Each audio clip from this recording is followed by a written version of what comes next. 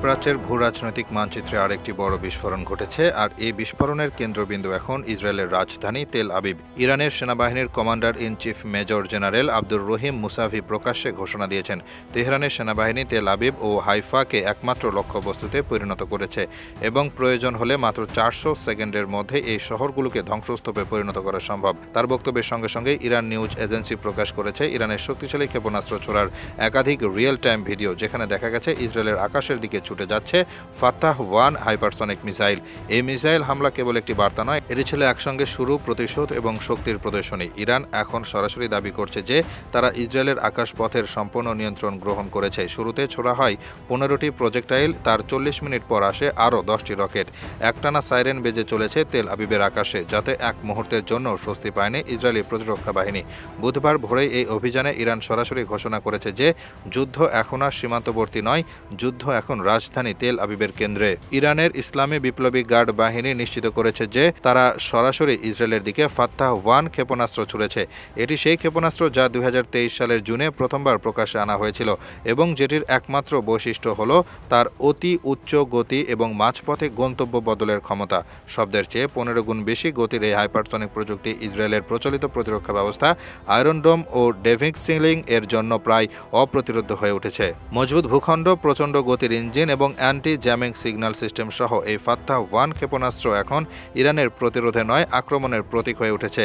আর এ কারণেই ইরান এই মিসাইলের পরীক্ষার সময় হিব্রু ভাষায় ব্যানারে লিখেছিল 400 সেকেন্ডে তেল আবিব। এখন সে কথার বাস্তব প্রতিফলন ঘটছে মধ্যপ্রাচ্যের আকাশে। আইআরজিসি জানিয়েছে এই ক্ষেপণাস্ত্র হামলার পাশাপাশি তারা ইসরায়েলের বেশ কয়েকটি বিমান ঘাঁটিতেও টার্গেটেড হামলা চালিয়েছে, বিশেষত সেসব ঘাঁটি থেকে যেসব জায়গা থেকে ইসরায়েল ইরানের দিকে হামলা চালিয়ে থাকে। যদিও ইসরায়েলের পক্ষ থেকে দাবি করা হয়েছে যে দুটি ব্যালিস্টিক ক্ষেপণাস্ত্র তারা প্রতিহত করতে সক্ষম হয়েছে, তবে বাস্তব পরিস্থিতি ইসরায়েলের সেই দাবি ধোপে টিকছে না। এদিকে ইসরায়েলি প্রশাসনের পক্ষ থেকে বারবার নাগরিকদের আশ্রয় কেন্দ্রে যেতে বলা হয়েছে। হাইফা এবং তেল আবিবে অবস্থানকারী সাধারণ নাগরিকদের উদ্দেশ্যে নির্দেশ দেওয়া হয়েছে যেন তারা শহর ছেড়ে নিরাপদ দূরত্বে সরে যায়। এই বার্তাটি ইরান সেনাপ্রধান আব্দুর রহিম মুসাভি একেবারে বজ্রকণ্ঠে ঘোষণা দিয়েছেন। হাইফা ও তেল আবিব খালি করো, এমন বার্তা আগে কখনো প্রকাশ্যে ঘোষণা করা হয়নি, বিশেষত এমন সময় যখন উভয় দেশের সামরিক বাহিনী সরাসরি সংঘর্ষে লিপ্ত। এ ধরনের বক্তব্য এবং এর সঙ্গে সামঞ্জস্যপূর্ণ সামরিক অভিযান স্পষ্ট করে দেয় যে ইরান এখন প্রতিরক্ষামূলক অবস্থান ছাড়িয়ে পূর্ণাঙ্গ আক্রমণাত্মক কৌশল গ্রহণ করেছে। মুসাফির মতে এখন যা হচ্ছে তা কেবল শুরু, সামনে আসছে এমন সব হামলা যেগুলোর কল্পনাও করতে পারবে না ইসরায়েল। এই কৌশলগত বার্তা কেবল যুদ্ধের নয়, এটি একটি মনস্তাত্ত্বিক বিপর্যয় সৃষ্টির প্রয়াস। এখন পর্যন্ত ইরান দাবি করেছে যে তারা প্রায় 400 ক্ষেপণাস্ত্র ও শত শত ড্রোন হামলার মাধ্যমে ইরানের বিরুদ্ধে প্রতিশোধ নিয়েছে। Tel Aviv, Haifa, Netzarim, Ashkelon সহ দক্ষিণ ও উত্তর ইসরায়েলের বিভিন্ন অঞ্চলে এইসব হামলা চিহ্ন রয়েছে। ক্ষয়ক্ষতির পরিসংখ্যান অনুযায়ী এ পর্যন্ত ইসরায়েলে নিহত হয়েছে 24 জন এবং আহত হয়েছে অন্তত 500 জন। অনেকেই গুরুতর অবস্থায় চিকিৎসা দেওয়া হচ্ছে। বিপরীতে ইরানে চালানো ইসরায়েলি হামলায় নিহত হয়েছে অন্তত 224 জন, যাদের মধ্যেও রয়েছেন শীর্ষ পর্যায়ের সামরিক কর্মকর্তা, বিজ্ঞানী এবং সাধারণ নাগরিক। ফলে দুই দেশের মধ্যে চলমান সংঘাত এখন আর সীমিত প্রতিশোধের গণ্ডিতে নেই, বরং এটি এখন সরাসরি সামরিক সংঘাতে রূপ নিয়েছে। ইরান ইসরায়েল সাম্প্রতিক সংঘাত এখন আর ঐতিহাসিক দ্বন্দ্বের মধ্যে সীমাবদ্ধ নেই, এটি এখন প্রযুক্তি নির্ভর একটি পরিষ্কার যুদ্ধে, যেখানে পক্ষ নির্বাচন নয় বরং অস্তিত্ব রক্ষায় হয়ে উঠেছে মূল প্রশ্ন। আর এই যুদ্ধের নতুন মুখ হিসেবে আত্মপ্রকাশ করেছে ফাতাহ-1, ইরানের নিজস্বভাবে তৈরি হাইপারসনিক ক্ষেপণাস্ত্র, যেটি শুধু গতির জন্য নয়, লক্ষ্যবস্তুর উপর নিখুঁত আঘাত হানার ক্ষমতার জন্য গোটা মধ্যপ্রাচ্যের সামরিক ভারসাম্যে ভূমিকম্প ঘটিয়েছে। বিশ্লেষকদের মতে ইরান খুব পরিষ্কারভাবে কৌশলগত ত্রিমাত্রিক বার্তা দিয়েছে। প্রথমত, ইসরায়েলের প্রতিরক্ষা বেষ্টনী, আয়রন ডোম কিংবা ডেভিড সিলিং এর মতো যুক্তরাষ্ট্র সমর্থিত প্রতিরক্ষা ব্যবস্থাগুলোর অকার্যকারিতা প্রকাশ করেছে। দ্বিতীয়ত, আঘাত হানার সময় এবং স্থান নির্বাচন করে প্রমাণ করেছে যে তেহরান তাদের প্রতিপক্ষের সামরিক গতিবিধি, সিগন্যাল ট্র্যাকিং এবং আকাশ প্রতিরক্ষা কৌশল পুরোপুরি বিশ্লেষণ করে তবেই হামলা চালায়।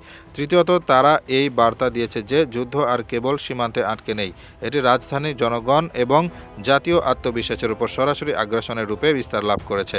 আরও ভয়াবহ দিক হলো এই যে ফাতাহ-1 কোনো একক মিসাইল নয়, এটি একটি ক্লাস। এই ক্লাসের মিসাইলগুলো কেবল গতিতে নয়, ইন্টেলিজেন্ট ফ্লাইট রুট নিয়ন্ত্রণ, ইলেকট্রনিক কাউন্টার মেজার প্রতিরোধ এবং জ্যাম প্রুফ সিগন্যালিংয়ের মাধ্যমে বর্তমানে বিদ্যমান প্রতিরক্ষা ব্যবস্থার পুরো কাঠামোকে অকার্যকর করে তুলতে সক্ষম। এটি এমন এক অস্ত্র যা কোনো স্যাটেলাইটের মাধ্যমেও আগে ভাগে শনাক্ত করা কঠিন। সুতরাং এই মিসাইল ছোড়া মানে হলো শত্রুর প্রতিক্রিয়া জানানোর সময় পর্যন্ত অপেক্ষাও দেওয়া হয় না। ইরানের বার্তাটি শুধু সামরিক নয়, এটি স্পষ্টত মনস্তাত্ত্বিক যুদ্ধের অগ্রযাত্রা। আব্দুর রহিম মুসাফির বক্তব্যে হাইফা এবং তেল আবিব খালি করে দাও নির্দেশ কেবল এক সামরিক হুঁশিয়ারি নয়, এটি এক জাতীয় দুর্বলতার ঘোষণা, যেখানে রাষ্ট্রীয় কেন্দ্রবিন্দুর বাসিন্দাদের সরতে বলা মানে সরাসরি স্বীকার করে নেওয়া যে রাজধানী আর নিরাপদ নয়। এই মনস্তাত্ত্বিক প্রভাব কেবল ভেতরের জনগণকে নয়, আন্তর্জাতিক বিনিয়োগকারী, মিত্র এবং আঞ্চলিক সমর্থকদেরও চাপে ফেলে। আন্তর্জাতিক পর্যায়ে এর প্রতিক্রিয়া গভীর। যুক্তরাষ্ট্র এই হামলাকে অবিলম্বে যুদ্ধবিরতির জন্য হুমকি বলে আখ্যা দিলেও তারা এখনও পর্যন্ত ইসরায়েলের জন্য সরাসরি সেনা বা ক্ষেপণাস্ত্র প্রতিরক্ষা সহায়তা জোরদার করেনি।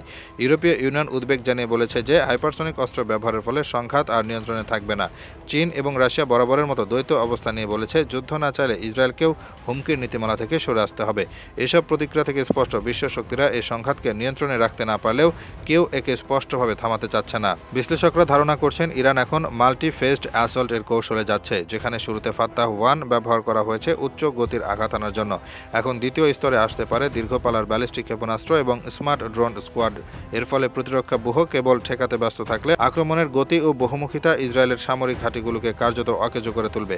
ইসরায়েলের অভ্যন্তরে এখন চূড়ান্ত পর্যায়ে নিরাপত্তা সতর্কতা জারি হয়েছে। বড় বড় শহরের আকাশপথ বন্ধ, হাইফা এবং তেল আবিবের বিদ্যুৎ গ্রিড, হাসপাতাল এবং সেনা ছাউনি এলাকা সর্বোচ্চ সতর্কতায় চলছে এবং এই প্রতিরক্ষা প্রস্তুতি এখন আর আগাম সুবিধা দিচ্ছে না, কারণ ইরানের মিসাইল গতি, ফ্লাইট প্যাটার্ন এবং সিগন্যালিং এতটাই অপ্রত্যাশিত যে ইসরায়েল তার রিয়েল টাইমে শনাক্ত করেও প্রতিরোধ করতে পারছে না। সবচেয়ে গুরুত্বপূর্ণ দিক হলো এই যুদ্ধের প্রেক্ষাপটে এখন কোনো আন্তর্জাতিক নিয়ম কার্যকর নেই। হাইপারসনিক অস্ত্র ব্যবহারের উপর নেই কোনো আন্তর্জাতিক সনদ এবং এই অস্ত্র যখন ব্যবহার হচ্ছে তা সরাসরি জাতীয় অবকাঠামো লক্ষ্য করে, তখন সেই রাষ্ট্রের পক্ষে কূটনৈতিক আলোচনা ছাড়াও বাস্তবিক কোনো বিকল্প পথ খোলা থাকে না। ফলে এখন সামনে যেটি রয়েছে তা হলো পরবর্তী আঘাত, এবং এই পরবর্তী আঘাত আর হয়তো শুধু ফাত্তাহ 1 হবে না। থাকতে পারে ইএমপি বোমা, থাকতে পারে সাবমেরিন থেকে উৎক্ষেপিত ক্রুজ মিসাইল, থাকতে পারে এমন কোনো সাইলেন্ট অ্যাসাসিন প্রযুক্তি যা এখনও বিশ্ববাসীর সামনেই প্রকাশ হয়নি। তেহরান এখন একের পর এক আক্রমণ চালিয়ে যাচ্ছে একটি সুনির্দিষ্ট ছকে। সেনাঘাঁটি, বৈজ্ঞানিক গবেষণা প্রতিষ্ঠান এবং শহর, এই 3 লক্ষ্য বস্তুতেই সমন্বিত আঘাত চলছে।